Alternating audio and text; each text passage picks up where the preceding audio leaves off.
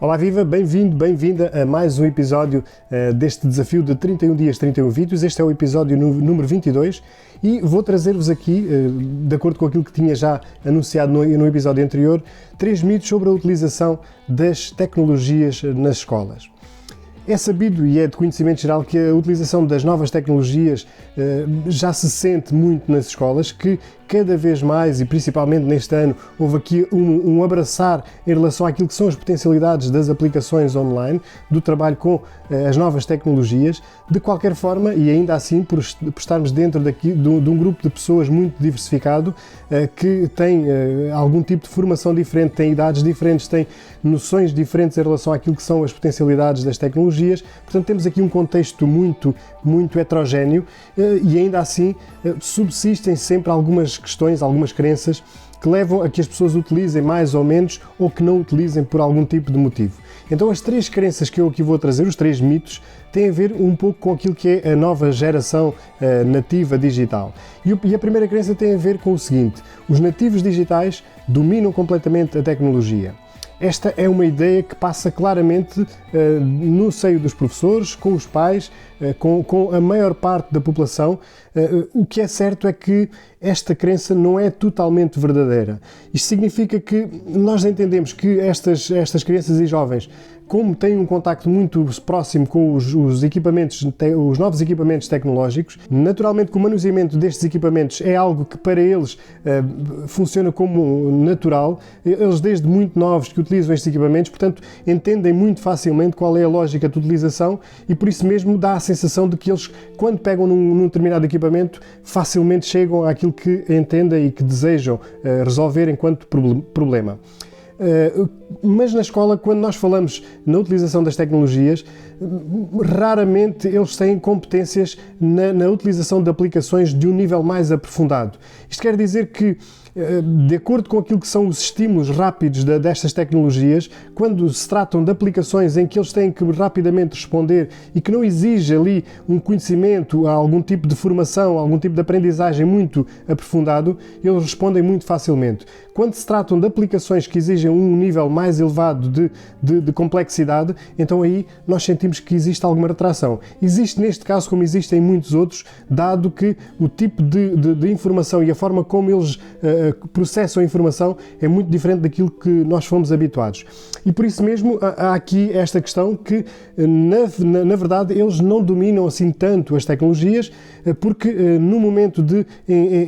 contextualizar algum tipo de aplicação, de exigir a ligação entre as aplicações e, por exemplo, os conteúdos, então aqui existe alguma dificuldade e existem bastantes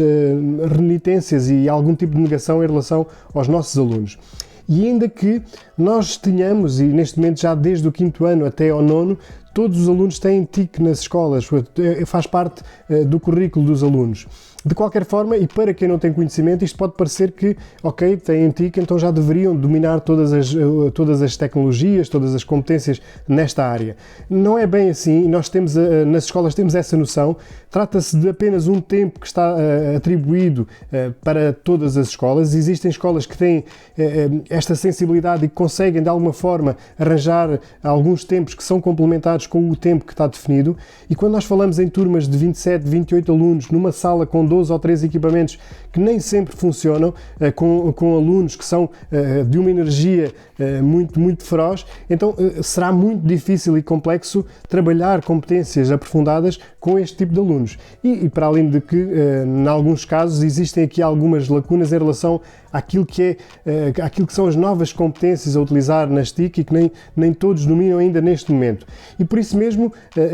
a condição de existir a disciplina de TIC para todos os alunos do 5º ao 9º ano não é condição suficiente para que eles tenham e dominem e utilizem da melhor forma todas estas tecnologias. Um segundo mito que também é muito comum nas escolas é que os alunos gostam de utilizar as TIC.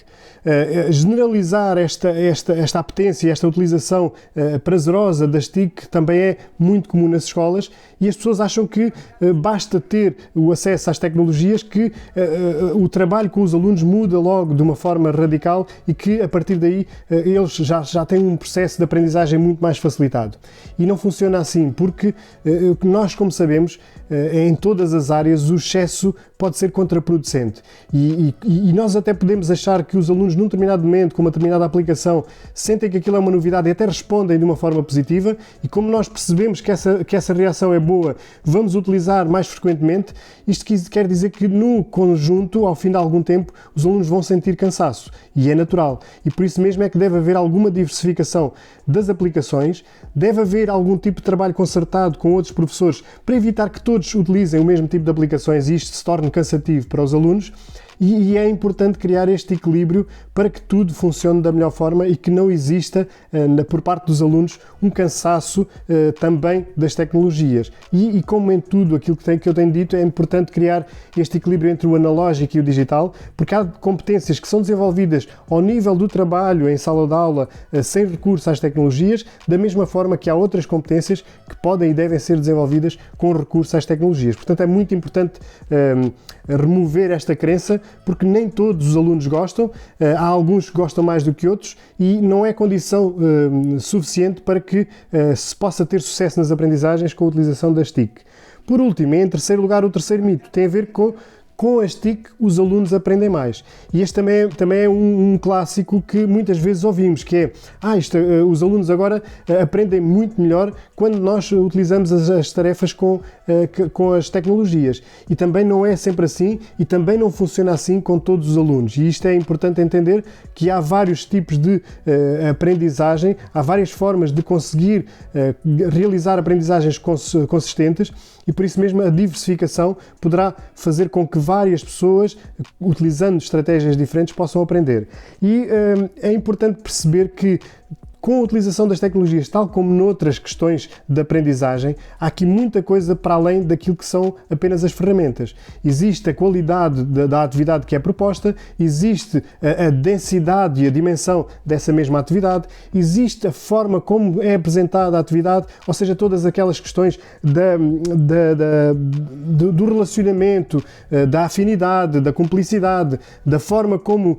conseguimos chegar aos nossos alunos, que fazem toda a diferença e que poderão ser potenciadoras de melhores aprendizagens. Isto verifica-se tanto nas atividades presenciais como nas atividades à distância, ou realizadas online, ou realizadas utilizando as tecnologias em casa. E isto é muito importante ter, porque a utilização das tecnologias não é condição suficiente para que as aprendizagens sejam efetivas. E estes três mitos são muito, muito importantes de tentar perceber, de tentar não levá-los como uma crença definitiva, porque cada caso é um caso e estes casos têm que ser analisados individualmente, por turma, por aluno, para que possamos perceber de que forma é que o impacto destas tecnologias, que existe e que poderá ser potenciado da melhor forma pelos professores, mas que deve ser estruturado, deve ser pensado, deve ser consciente e consistente, para que as aprendizagens sejam mais efetivas do que no presencial. E nós devemos rentabilizar tudo isso sempre com o objetivo de podermos ter, para que os nossos alunos possam ter mais conhecimento. Antes de terminar, e porque eu acho também muito importante e porque também se ouve muitas vezes, nós sabemos que há competências que são cada vez mais transversais, e as competências TIC são competências que já deveriam estar mais desenvolvidas ao nível da classe docente, por vários motivos, por vários erros na implementação de determinadas estratégias de formação. Há muitas pessoas que ainda têm algum déficit de competências digitais, de literacia digital. E isto quer dizer que algumas pessoas, como não têm essas condições, essas competências, empurram um pouco esse trabalho para os professores de TIC e de alguma forma dizem que cada vez que há algum tipo de atividade deste género, não, isso pode ser feito em TIC, ou isso é uma responsabilidade do professor de TIC, e não é. E não é. Naturalmente que as TIC e as competências desenvolvidas nesta área disciplinar poderão contribuir para uma melhor utilização por parte dos alunos. De qualquer forma e de forma contextualizada, em cada disciplina o professor tem que ter a responsabilidade e a competência de utilizar aplicações muito específicas da área disciplinar e outras que não são da área disciplinar, mas que são transversais e que são importantes para criar determinado tipo de programas. O importante no meio de tudo isto é que os professores conheçam as melhores ferramentas e por isso mesmo é importante algum trabalho de curadoria, de investigação, um pouco daquilo que eu faço no meu blog Educatec. Portanto, eu faço uma seleção de ferramentas de acordo com as áreas e com os tipos de atividades e estão disponibilizadas algumas com guiões, com algum tipo de tutoriais que podem ser rentabilizadas da melhor forma, poupando algum tempo neste trabalho de investigação e de aprendizagem da utilização das tecnologias. O mesmo se passa na Academia Digital Educatec, onde, com base na seleção de algumas ferramentas que são de interesse de quem está a frequentar a Academia, eu coloco o passo a passo e a utilização e as potencialidades e aquilo que são algum tipo de funcionalidades que podem ser utilizadas de uma forma simples em contexto de sala de aula. É importante dar o valor devido às tecnologias, é importante perceber que no futuro profissional estes nossos alunos vão ter que utilizar as tecnologias, quer queiramos, quer não, na grande maioria das atividades profissionais as tecnologias estão presentes e é importante que os alunos tenham essas competências e é importante que elas sejam adquiridas na escola. E era este o tema que eu trazia hoje aqui para este episódio. É importante, na minha opinião, desmistificar estes mitos, estas crenças, de maneira a que as tecnologias possam ser utilizadas da melhor forma, de uma forma mais coerente nas escolas, que possa ser utilizada pela maior parte das pessoas sem cair nos excessos. E isso é algo que deve ser levado em conta. Se este tema te agradou, tal como tenho referido noutros vídeos, podes partilhá-lo com outras pessoas. É importante para poder chegar a outras pessoas, principalmente aquelas pessoas que têm algumas renitências, que negam muito a utilização das tecnologias. Eu lanço este desafio, envio um e-mail com um dos meus vídeos a dar essa indicação, porque a maior parte dessas pessoas, por não gostar de utilizar as tecnologias, por negar um pouco aquilo que são as potencialidades, aquilo que são as mais-valias, as vantagens da utilização, também não estão presentes nestas redes sociais, não estão presentes na leitura de blogs, fogem um pouco à tecnologia, àquilo que é a internet, independentemente de todos os aspectos positivos e menos positivos que existem. Mas esse é o desafio. Se vocês lançarem, se puderem lançar um e-mail ou uma mensagem do WhatsApp ou uma mensagem no Messenger com um dos vídeos, às vezes pode ser que estas pessoas